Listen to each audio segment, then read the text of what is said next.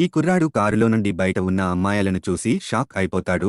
ఎందుకంటే వీళ్ల తలపై బ్యాటరీ లెవెల్స్ కనపడతాయి. ఇతడు ఇదంతా తన భ్రమని అనుకుంటాడు. ఇంతలో ఒక కారు వేగంగా దూసుకొచ్చి ఈ అమ్మాయిలను గుద్దేస్తుంది. అయితే తలపై బ్యాటరీ లెవెల్స్ తగ్గి ఎరుపు రంగు లైన్ ఉన్న అమ్మాయిలు అక్కడికక్కడే చనిపోతారు. దీనితో చనిపోయేవారు ముందుగానే ఇతడికి తెలిసిపోతున్నారు అని అర్థమవుతుంది.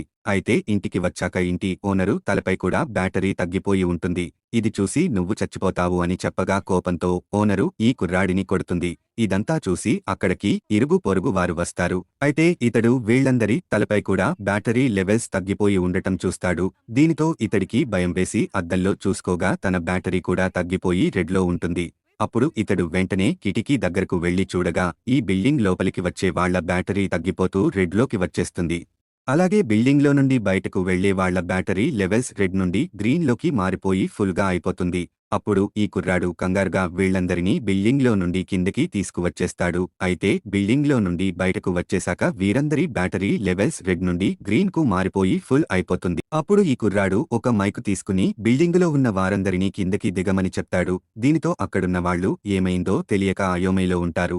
ఇంతలో అక్కడికి సెక్యూరిటీ వచ్చి ఈ కుర్రాడు చెప్పేది అంతా అబద్ధమని అందరినీ లోపలికి వెళ్లమని చెప్తాడు. కాని ఇతడు వీళ్లని ఆపాలని చూడగా ఇతడిని కొట్టడానికి వస్తారు. ఇంతలో ఒక బిజినెస్ మ్యాన్ అక్కడికి వస్తాడు. అప్పుడు ఈ కుర్రాడు మీరైనా వీళ్లకి చెప్పి బిల్డింగ్ ఖాళీ చేయించండి అని అంటాడు. కాని ఈ కోటీశ్వరుడు అఫీషియల్ వార్నింగ్ లేకుండా నీ మాటలు మేము నమ్మము అని చెప్తాడు.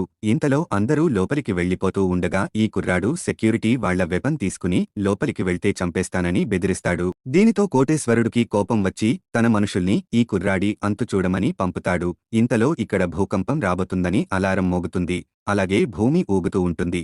ఇంతలో ఆ బిల్డింగ్ ఒక్కసారిగా కూలిపోతుంది.